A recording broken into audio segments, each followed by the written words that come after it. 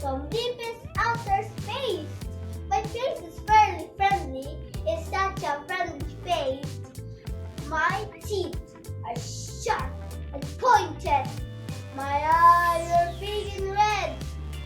I have such friendly features upon my friendly head. My horns are green and shiny. I have exactly 3. My nose long and crooked the way a nose should be. My ears are rude and scaly. My tongue is brown and blue. The people from my planet all look friendly like I do. My claws are shaped like daggers. My hands are huge and hairy. I love to stay until you more, but you look like you're scary. Frank the friendly alien.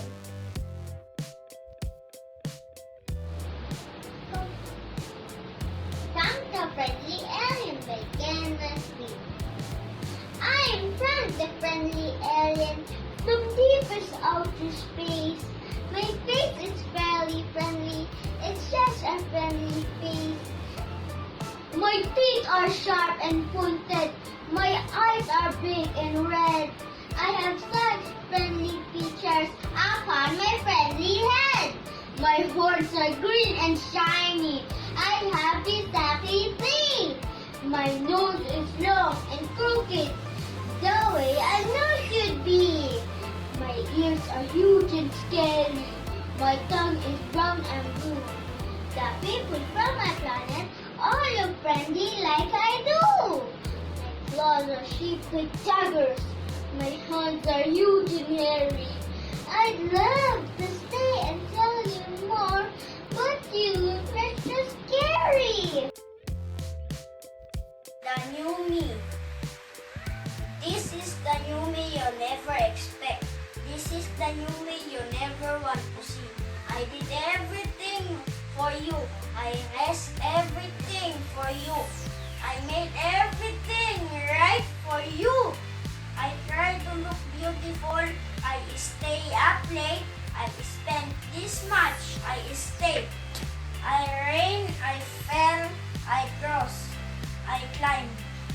I did everything. It's all because of you. I cried all night. I wasted my years. I prayed for a miracle, but nothing happened. Nothing I ever did ever made you like me. Not my messages, not my phone calls, not my gift, not my gift, nor my looks, not my effort, not my promises, not my soul or my life. So this is the new me. This is the new me you have to see. Wait until you realize just how you hurt me. Did you know I fought for you? I would kill for you. I would die for you. But you could never love me. It's sickening to know that one's effort can never be appreciated. What is it about me? You could like, am I fat? Am I short? Am I boring? Is it because I am boyish? Is it because I am garrulous? Is it because I am knowledgeable? Is it because I don't like partners and I am not alive for? Then what was I supposed to do? This is me.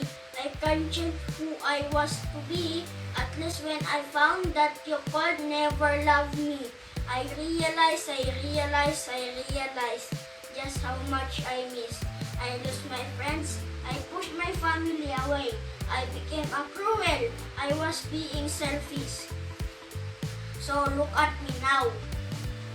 Who I was, I simply exposed myself in different activities. I became active.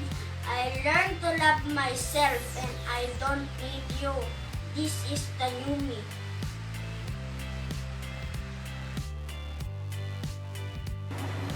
This is the new me. This is the new me I never expect. This is the new me I never want to see. I did everything for you. I risked everything for you. I made everything like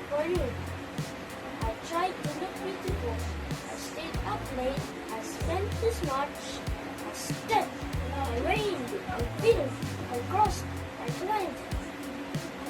I did everything and it's all because I cried all night, I wasted my years, I prayed for a miracle, but nothing happened. Nothing I ever did ever made you like me. Not my messages, not my phone calls, not my gifts, nor my books. Not my efforts, not my promises, not my soul or my life. So this is the new me. This is the new me I have to see. Wait until you realize just how much you hurt me. Did you know I fought for you? I will be killed for you. I will be died for you. But you could never me. It's sickening to know that one's efforts can never be appreciated. What is it about me? I couldn't like. Am I fat? Am I short? Am I boring? It is because I'm boyish? It is because I'm girlish? Is it because I'm knowledgeable? It is I not like parties and I don't like a nightlifer. Then what was I supposed to do? Me, I can change who I used to be. At least when I found out that you could never learn to love me. I realized just how much I missed. I lost my friends, I pushed my family away, I became cruel, I became selfish. So look at me now. I didn't change who I was. I simply exposed myself in different activities. I became active. I learned to love myself. I don't need you. This is the new.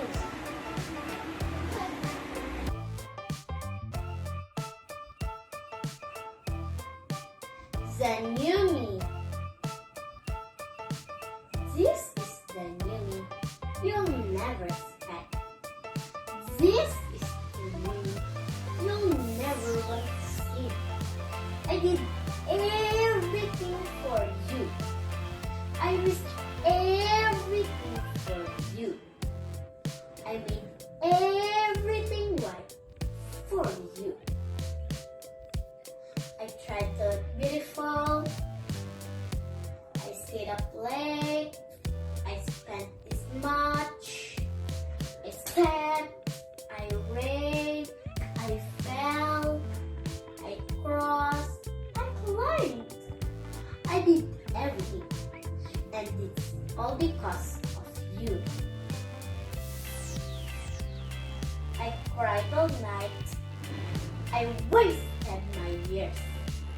I prayed for a miracle, but nothing happened. Nothing I ever did ever made you like me. Not my messages, not my phone calls, not my gifts, or my words. Not my efforts, not my promises, not my soul, or my life. So this is the new me. This is the new me you had to see. Wait until you realize just how much you hurt me. Did you know? I fought for you. I would have killed for you. I would have died for you. But you could never love me. It's sickening to know that one's efforts can never be appreciated. What is it about me you couldn't like? Am I fat? Am I short? Am I boring? Is it because I'm boyish? Is it because I'm careless? Is it because I'm going to fall? Is it because I don't like cartoons and I'm not a nightlifer? Then what was I supposed to do? This is me. Me! I can change who I used to be. At least, when I found out that you could never learn to love me, I realized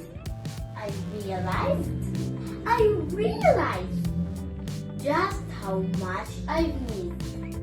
I lost my friends. I pushed my family away. I became cruel. I was being selfish. So look at me now. I didn't change who I was. I simply exposed myself in different activities. I became active. I learned to love myself. I don't need you. This is the new me.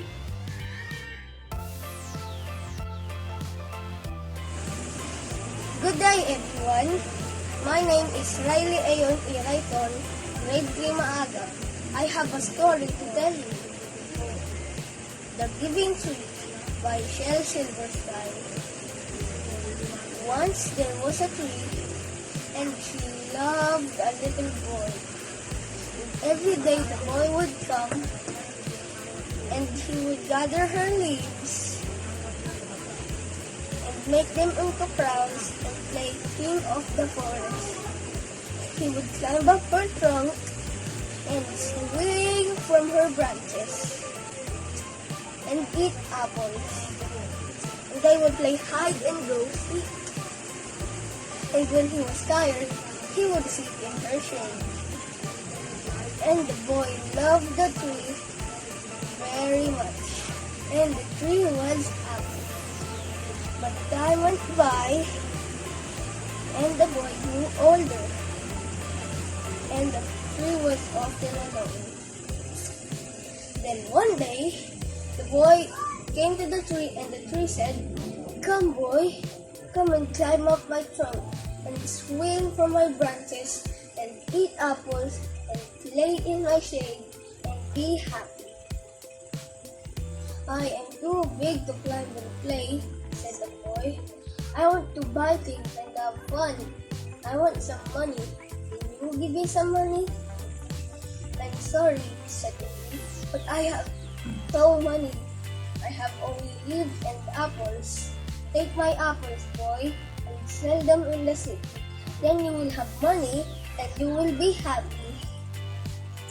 And so the boy climbed up the tree and gathered her apples and carried them away. And the tree was happy. But the boy stayed away for a long time, and the tree was sad. And then one day, the boy came back, and the tree shook with joy, and she said, "Come, boy, climb up my trunk and swing from my branches and be happy." "I am too busy to climb trees," said the boy. "I want a house to keep me warm," he said. "I want a wife and I want children, and so I need a house. Can you give me a house?" "I have no house," said the tree. "The forest is my house, but you may cut off my branches and build a house. Then you will be happy." And so the boy cut off her branches and carried them away to build his house. And the tree was happy. But the boy stayed away for a long time, and when he came back, he was so happy she could hardly speak. "Come, boy," she whispered. "Come and play." "I am too old and sad to play," said the boy. "I want a boat that will take me far away from here. Can you give me a boat?" "Cut down my trunk and make a boat," said the boy. "Then you can sail away and be happy." And so the boy cut down her trunk and made a boat and sailed away. And the tree was happy, but not really. And after a long time, the boy came back again. "I am sorry, boy," said the tree, "but I have nothing left to give you. My apples are gone. My teeth are too weak for apples, said the boy. My branches are gone, said the tree. You cannot swing on them. I am too old to swing on branches, said the boy. My foot is gone, said the tree. You cannot climb. I am too tired to climb, said the boy.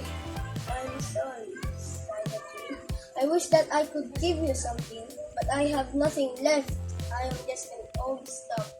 I am sorry. I don't need very much now, said the boy. Just a quiet place to sit and rest.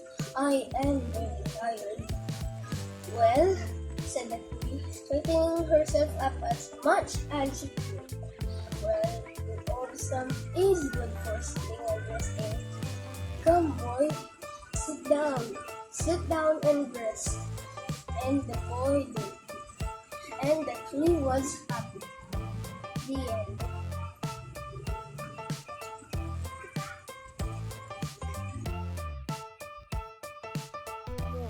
The Giving Shell Silversnake. Once there was a tree which loved a little boy. And every day the boy would come and he would gather her leaves and make them into crowns. They came a forest. He would climb up her trunk and swing from her branches and eat apples.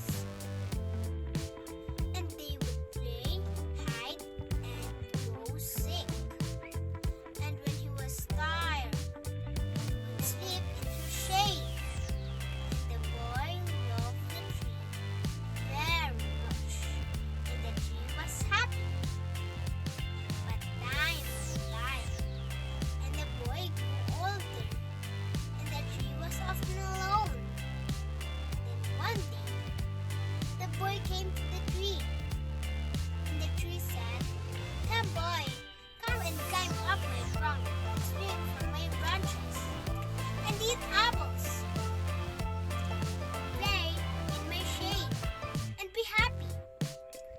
"I'm too big to climb today," said the boy. "I want to buy things and have fun. I want some money."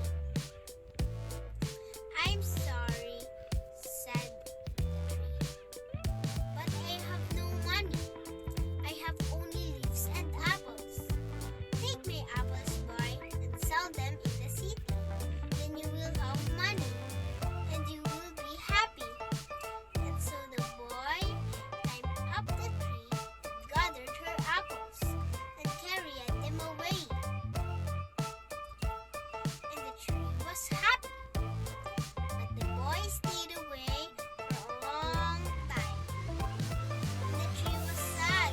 And then one day, the boy came back. And the tree shook with joy and said, "Come, boy, come and climb up my trunk and swing from my branches and eat apples and play in my shade and be happy." "I'm too busy to climb trees," said the boy. "I want a house to keep me warm," he said. "I want a wife and I want children, and so I need a house. Can you give me a house?" "I have no house," said the tree. "The forest is my house, but you may cut off my branches and build a house, and you will be happy." And the boy cut down her branches and carried them away. And the tree was happy. But the boy stayed away for a long time. And when he came back, the tree was so happy. She could hardly speak. "Come, boy," she whispered.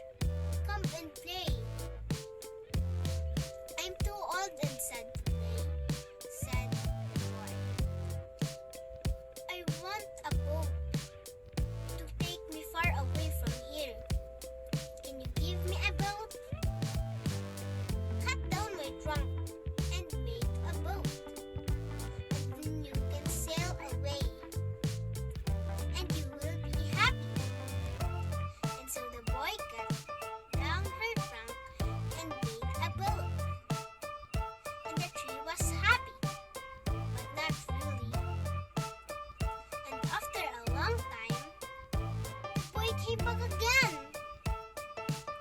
I'm sorry, said the tree, but I have nothing left to give you. My apples are gone. My teeth are too big for apples, said the boy. My branches are gone. You cannot swing on them. I'm too big to swing on branches, said the boy. My trunk are gone. You cannot climb. I'm too tired to climb, said the boy. I'm sorry, sighed the tree. I wish I could give you something, but I have nothing left. I'm just an old stump. I'm sorry. I don't need very much now. Just a quiet place to sit and rest. Well, an old stump is good for sitting and resting. Come, boy, sit down. Sit down and rest. And the boy did, and the tree was happy. The end.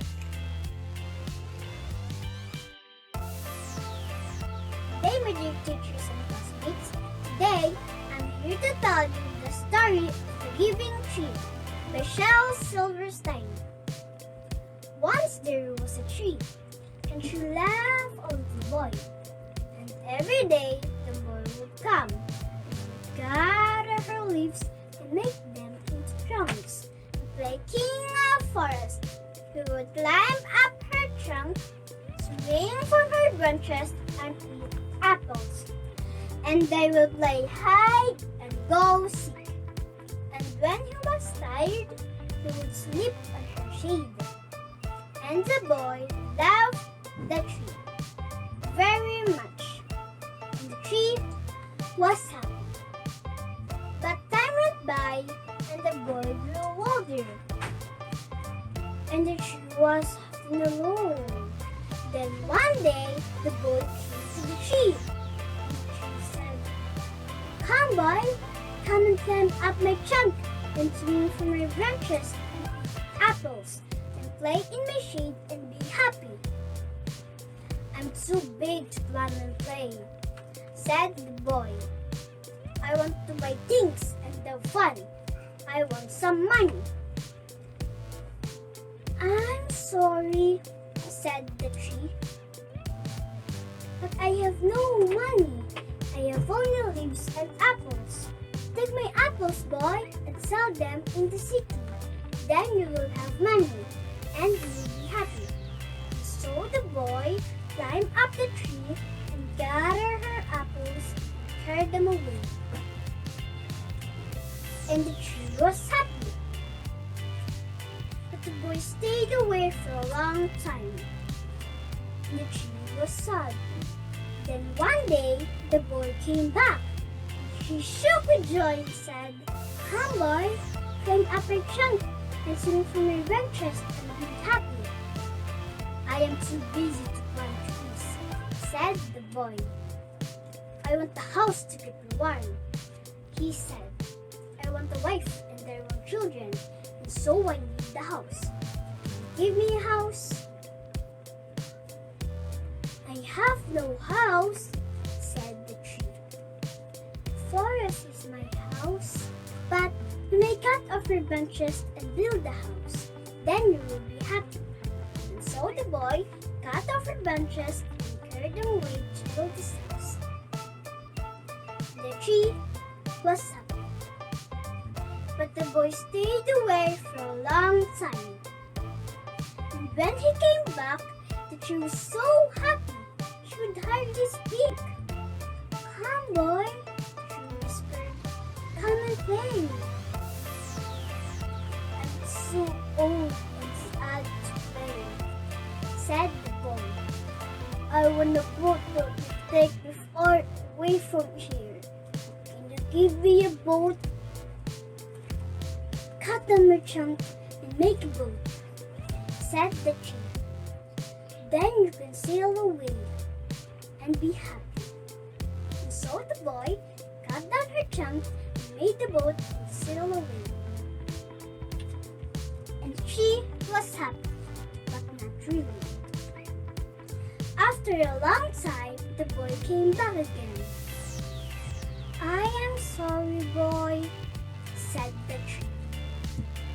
I have nothing left to give you. My apples are gone.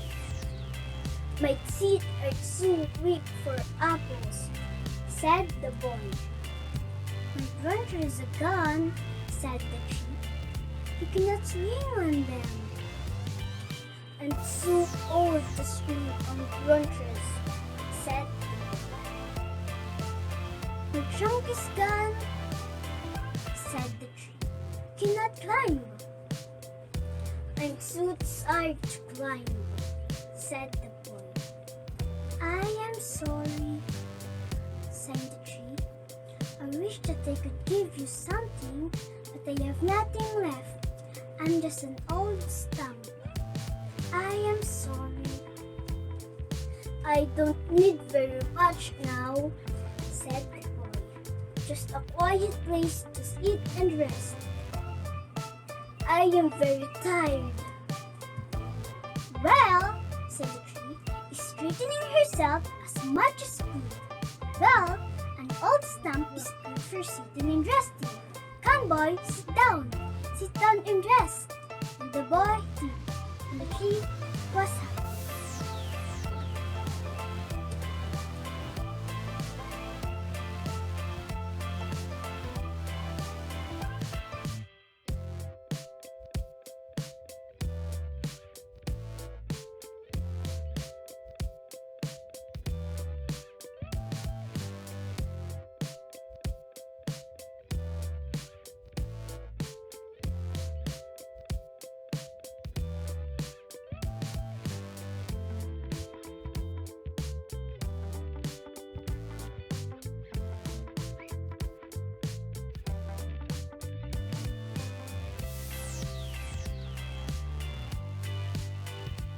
Hi, my name is Guyana Joy M. de Guzman, and today I'm going to impersonate Miriam Santiago Defensor. Thank you very much for your hospitality, and if I become president of the Philippines, I will try to duplicate this environment and this very place. I will hear mass for the students of Our Lady Fatima University, and I will give you free lunch. I just want to ask you a few pick-up lines. Google ka ba? Bakit? Lahat kasi ng hinahanap ko, nakita ko sa'yo.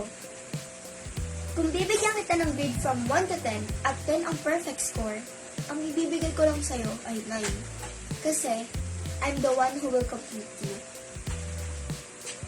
You've asked me with your generosity and spirit to come join you and discuss politics in the future. It's not so difficult. If you're a student of Our Lady of Fatima University, to find out what are the 3 essentials, characteristics of a true leader, of the people who might possibly come from the university. Number 1. The person who should be the next president should be characterized by academic excellence. If this is all we have reached after so many years of American-oriented education, it is a shame. It is a shame we have gone to school for so long and we have not yet even discussed the basic principles of what makes good citizen. In any country, there will always be riches in natural resources and people resources. But in any country, there will always be stories of horrendous poverty. It is time for the Filipino to people arise. Rise up and fight for your country. You've asked me how to change this country. I've already told you what the ingredients are. But most of all, the foremost requirement to change our society is to change ourselves. I come to this university still filled with fire. I'm already of much older age than you are. I know that change is always possible to the person whose heart is pure. If I'm elected to Malacanang, I myself will come here and lure our promises to ourselves that we should be true to God, to our Creator. Only then shall we be able to say that we as Filipinos have managed to change our country. We didn't wait for any other country, for the US or Japan or China, to remake this country for us. We'll make ourselves. You've asked me how to do it. I say, look into your heart, for the answer lies there. Look into your hearts. You will find the answer to the question. Love God with all your heart and all your soul and all your longing to be part of the real universe. Even you have gathered in this hot place where you have come to be with each other, notwithstanding the inconvenience with our pledge today to fight for our country. We do not succeed as for you, I will never stop. And so we say to poet who recited this poet before, we say this back to him. The poet said, "It matters not how straight the gate, how charged with punishment the scroll. I am the master of the fate. I am the captain of my soul." Ladies and gentlemen of Our Lady of Fatima University, come be the master of your fate and captains of your soul. Thank you.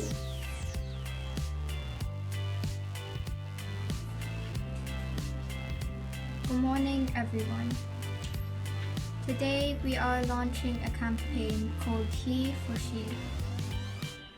I was appointed 6 months ago, and the more I have spoken about feminism, the more I have realized that fighting for women's rights has too often become synonymous with man-hating. If there is one thing I know for certain, is that this has to stop. For the record, feminism, by definition, is the belief that men and women should have equal rights and opportunities. It is the theory of the political, economic, and social equality of the sexes. I've started questioning gender-based assumptions a long time ago.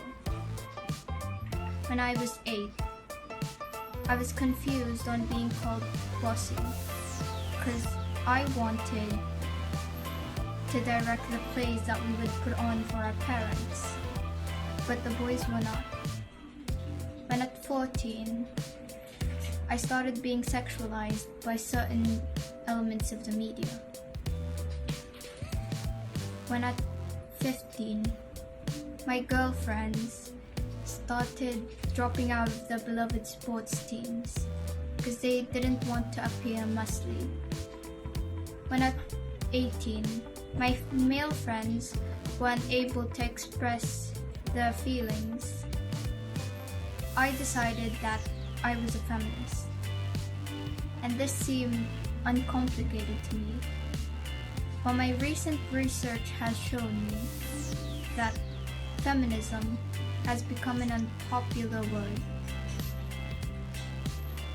Women are choosing not to identify as feminists. Apparently, I am amongst the ranks of women whose expressions are seen as too strong, too aggressive, isolating, anti-men, unattractive even. Why has the word become such an uncomfortable one? I am from Britain.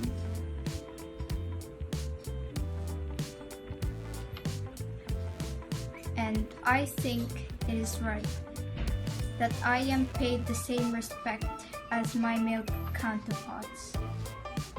I think it is right that I should be able to make decisions about my own body.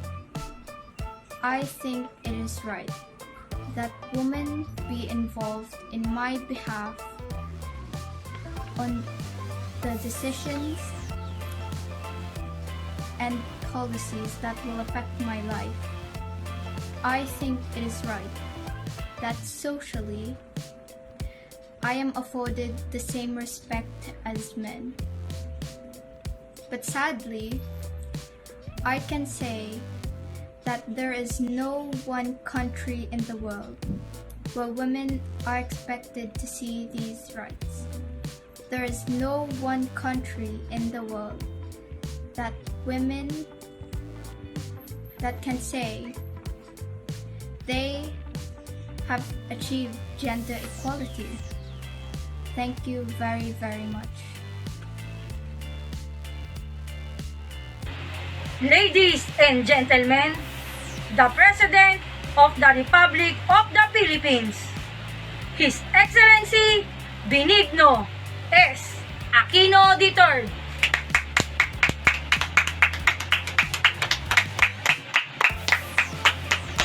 Thank you everyone. Please sit down. Vice President Jejomar Binay, former President Fidel V. Ramos, former President Joseph Ejercito Estrada, Senate President Franklin Drilon, and other member of Senate, member of Supreme Court, Secretary Cesar Purisima, Secretary Florencio Abad, Secretary June Abaya, Chairman Cesar Villanueva, Representative Susan Andalan, Undersecretary Rosalia De Leon, the National Treasurer, and to my countrymen, good morning.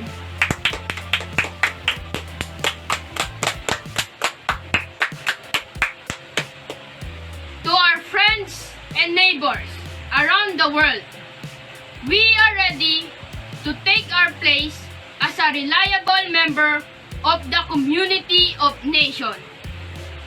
To all, remember this: walang wangwang, walang counterflow, walang tong.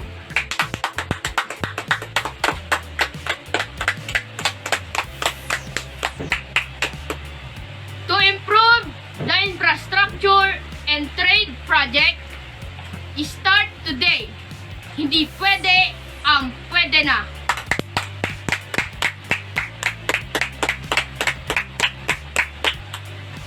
To those who are talking about reconciliation, if they mean that they would excuse me, like us to simply forget about the wrong that they have committed on the past, we are this to say: there can be no reconciliation without justice.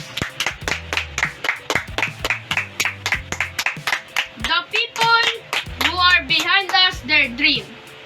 Today, the dreams start to become reality.